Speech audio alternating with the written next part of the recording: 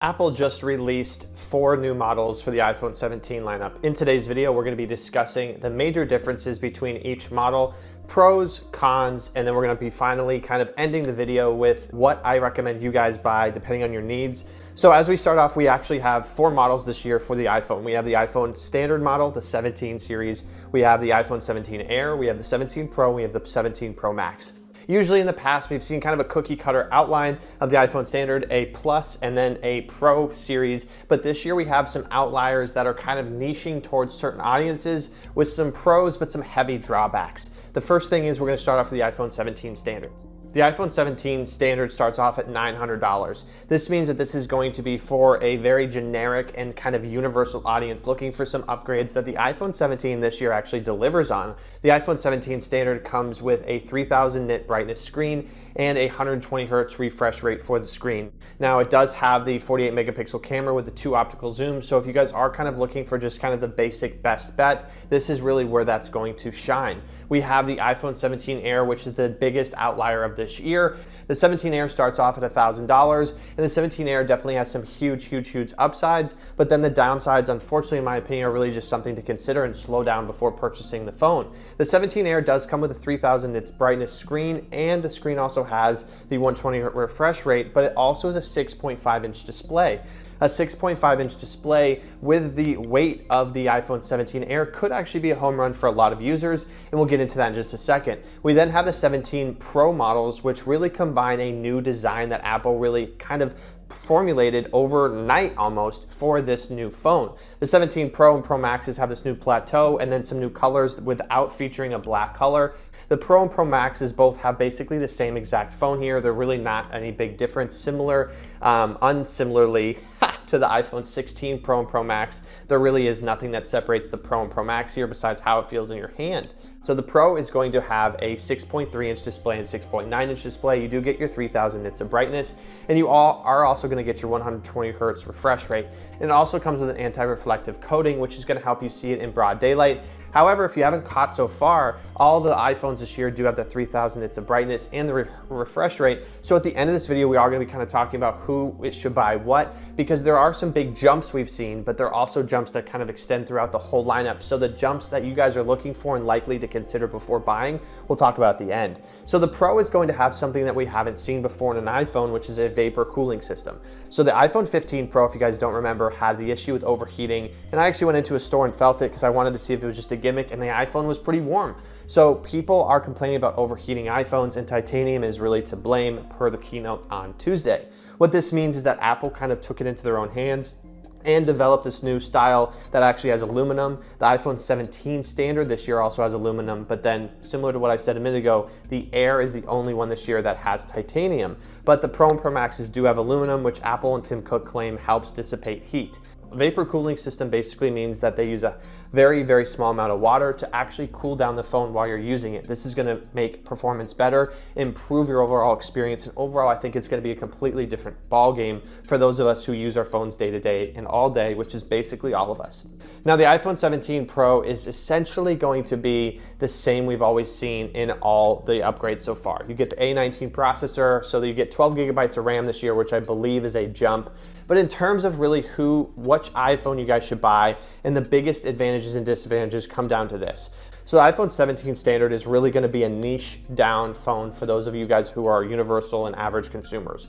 But the iPhone 17 Air is kind of similar to that person you know you shouldn't date, but you do it anyways. There's a lot of analogies, but let's just get to the point. That's what you guys are here for. So the iPhone 17 Air has a 6.5 inch display, and it also has the 3000 nits of brightness and the 120 refresh rate, which makes it kind of an unbelievably great phone in a lot of ways. It also weighs the least of any iPhone to date, and its thinness is the thinnest iPhone we've seen. So at the end of the day, why wouldn't you buy it, correct? Well, there's a few reasons. First off is it is titanium.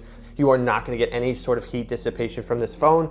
That means that you could have an overheating iPhone, which hurts performance, and you also are not getting the iPhone's camera that the other iPhone models have. So the iPhone 17 Air is going to have a 48 megapixel camera with 2 optical zoom. It does feature all the same features as the other phones, but you are not getting that zoom. So at the end of the day, this is going to be for a niche out there who's looking for an average consumer phone. If you are not concerned about your camera and heat, that would be where this phone would shine. Last but not least is the iPhone 17 Air has the weakest and smallest battery of any iPhone we've seen. It's the thinnest iPhone, so obviously they're not gonna have the best battery. What this means to me and to you is that you're gonna probably need a battery pack. There is one specifically made for the iPhone 17 Air, which they announced. So the niche is someone who is not necessarily super picky with their phone. If you can get by without a nice camera, and if you can get by with a potential overheating phone, there you go, it's for you. But these issues you need to consider before buying the phone. What is my recommendation as a tech reviewer? I would buy the phone if I was maybe somebody who was older, if I was elderly, maybe above 70, who's not taking a lot of photos, and not necessarily super worried about heavy graphic intensive processes on the iPhone 17 Air, and someone who's just kind of a little bit more laid back about their phone, rather than me who's a tech reviewer who likes to pick things apart. So last but not least, we have the 17 Pro and Pro Max. Who should buy what? I am never in favor of really recommending people who have never had an iPhone Pro Max to buy a Pro Max, and there's one reason for that. It's too big. I had the Pro Max and I actually returned it. I had the 12 Pro Max. I didn't like how big it was. It was cumbersome. I didn't like that it was kind of a hybrid of a two-hand phone, meaning that I could use one hand, but then to get in the top left corner, I needed two hands. I didn't really like that. The battery life was great, but at the end of the day, I found that the Pro is just the same phone, just smaller and more compact and easier to hold. If you've used the Pro Max before up until today, I'd get the Pro Max. The reason why is because you're really not gonna notice a difference in size. It is a heavier phone from the 16 Pro Max, but if you're like, hey, I'm on a 16 Pro Max, I want the bigger phone, tell me why I shouldn't get it. I'm not gonna do that. You're gonna get an awesome phone, it's gonna knock your socks off, and that's the bottom line. The Pro and Pro Max are gonna be really for people who are looking for the utmost features, that huge camera upgrade, 3 48 megapixel cameras with an 8x zoom and a 48 millimeter lens, which basically means this is like really on par with DSLRs, even though we beat DSLRs back in the day with iPhones, and you are looking for the Pro-ist phone. So at the end of the day, the biggest disadvantages to the Pro and Pro Max are gonna be thicker, heavier. The ultimate disadvantages to the Air is gonna be heating and camera. And then the ultimate disadvantages to the 17 standard is really the fact that it's just a lower end camera, and that's really it.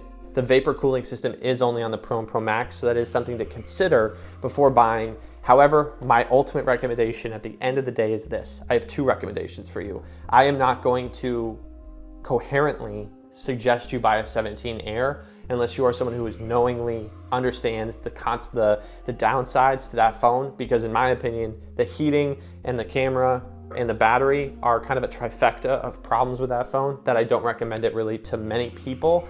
So at the end of the day, I would say most people should really get either the 17 standard that has the aluminum casing or go for the Pro models. If you're like, hey, I don't really want the thickness or the heaviness of the Pro models, go for the 17 standard. But once again, I would pump the brakes and make sure you do your research before buying the 17 Air, because I really think it's for a niche audience that isn't necessarily aware that that's who they're for. I hope you guys have enjoyed this video, and please put the comment below which iPhone you're looking to get. What was the most helpful part of this video, and overall, what feature are you most excited for on which iPhone? Talk to you guys soon. Peace.